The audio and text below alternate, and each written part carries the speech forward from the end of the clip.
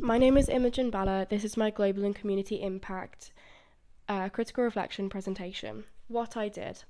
I wrote 2 articles about how the cost of student living is inflating, but the maintenance loans don't reflect this very much.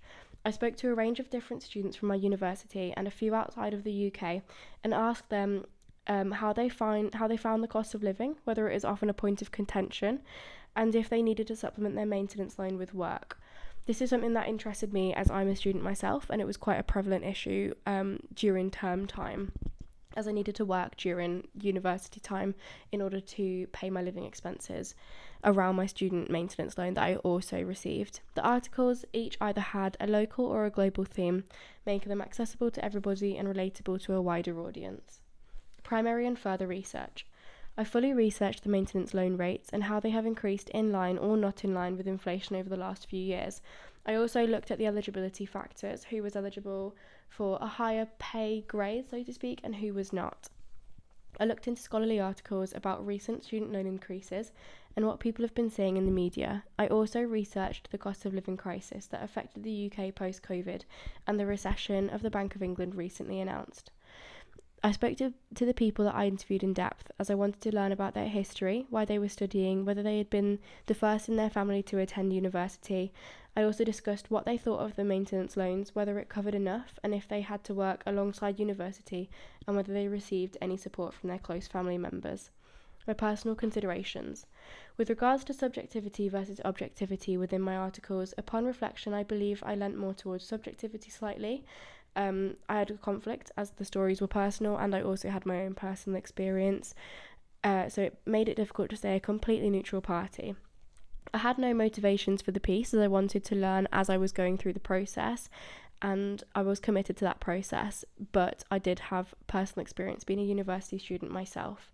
I made sure that any previously held beliefs had no or played no role in the construction of my articles. Other personal considerations. Presentation. I tried very hard to present the personal stories with humanity, which is incredibly important when portraying anybody's experiences, especially those abroad. I did not want to wrongly fall into any practice of sustaining incorrect stereotypes about a certain culture that I was portraying in my article that would cause that culture or those people any harm within the media landscape. I was also very mindful of not casting my sources into the role of other within the media. Sadly, this does happen, and I didn't want to further sustain this practice within the media, which I did see in Lessening the Construction of Otherness by Thomas.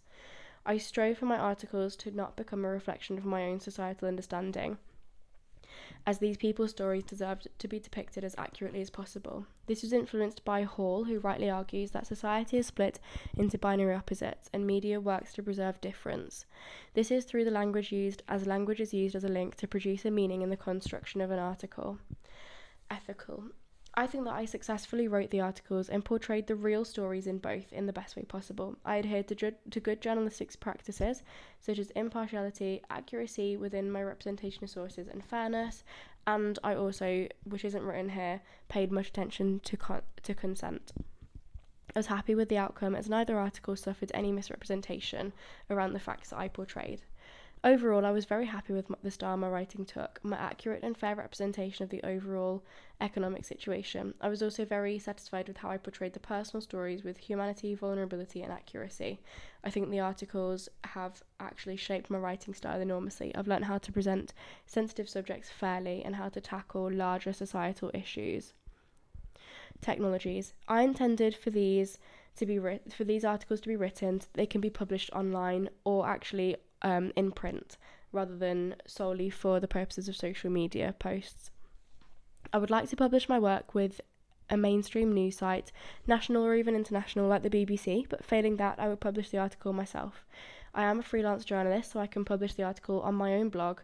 Along with that, I would actually make a Twitter or an X post, but only to gain a larger audience. It wouldn't have my full news post or news story in it. It would just be like an advertising strategy. Audience.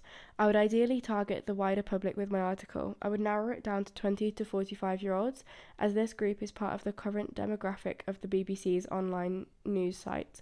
Their reader base is split between 56.89% male and 43.11% female, according to the BBC's latest stats. The public sphere. The public sphere is a very important concept that I kept in mind when crafting my articles. I wanted my pieces to represent a gap in the market. I noticed that student news is not regularly reported upon unless something awful had happened, so I wanted to illuminate a very prevalent problem from a student's perspective. The concept of the public sphere exists for the greater good so that everybody can broadcast their opinions and beliefs to benefit society. Habermas said the public sphere would mediate between society and state, finding an equilibrium between the public opinion and democracy and the authorities. This allows for representation of everybody, which is what I was aiming to achieve with my articles. Alternative media. The pieces are unique. They go hand in hand as they are similar stories but from a different perspective, one being local and one being on an international level, a much larger scale. Due to this fact, the stories both appeal to hyperlocal news outlets with a local audience as well as news outlets with a global audience. Citizen journalists play a large role in the current media landscape for good and bad. They've widened the media landscape significantly, opening media up to a range of audiences that might find citizen journalism through outlets such as social media easier to access. However, this has also led to the distrust within the media with issues surrounding fake news and credibility.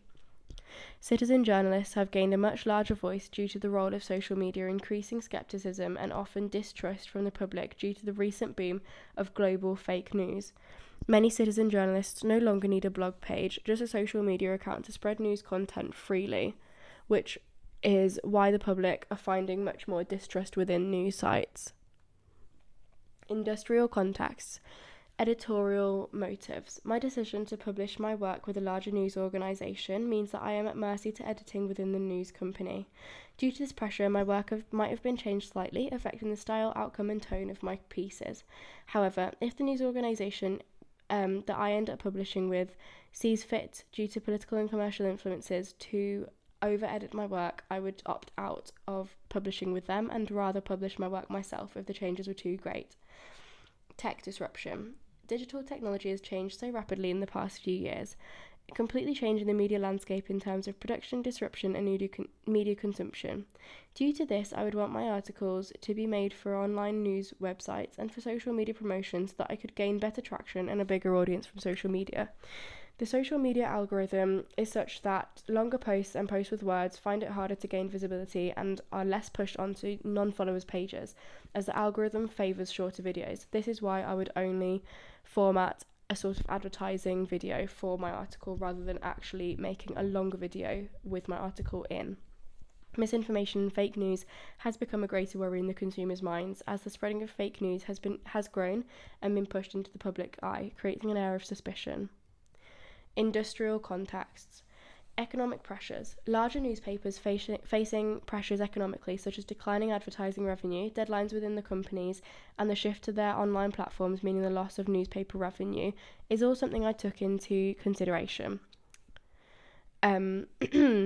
This is why I chose the BBC as my prospective company, as they have no pressures from advertising numbers declining, and more consideration can be taken with my articles and keeping the shape and tone of my articles original. Ownership. Ownership of certain large newspapers can make a large difference due to the diverse business interests. Again, this is another reason why I chose the BBC, as they are a public broadcaster, meaning they should have the public's best interest at the forefront of their news site. They would be more likely to publish my stories as a predominant portion of their readers and listeners are between the ages of 18 to 25, i.e. 12.9%, which is usually university age.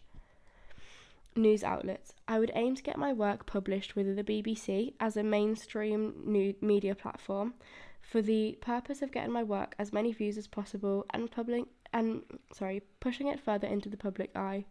Alternatively, the Birmingham Mail would also be a good option to publish my work with for my local article, as they are more of a left-wing publication. This news platform would be more inclined to publish my work, as the stories that are published appeal more to the left-wing agenda and have a Birmingham-based slant to them.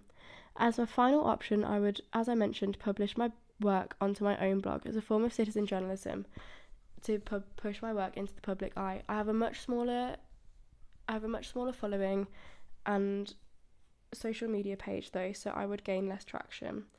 I also put down the stats of the BBC as found on the BBC's page and also through SimilarWeb.